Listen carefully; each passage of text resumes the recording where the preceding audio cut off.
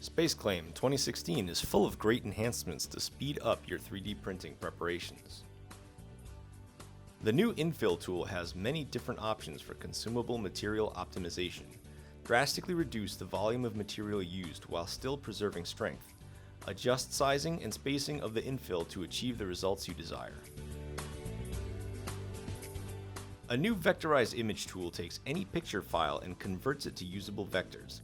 This in turn could be used for creating a custom infill of your choice. Whether a standard 3D pattern or custom shape, your optimized parts will be stronger and cost less. As the need to 3D print scanned data increases, so does the need to optimize the shape of faceted data.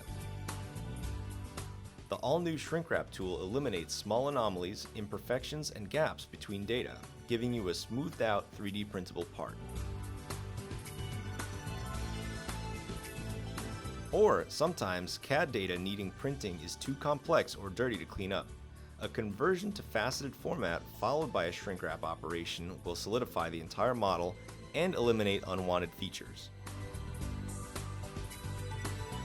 You'll see drastic results in just seconds with this new tool. We now support the ability to draw a 3D spline or face curve that accurately follows the contour of faceted data.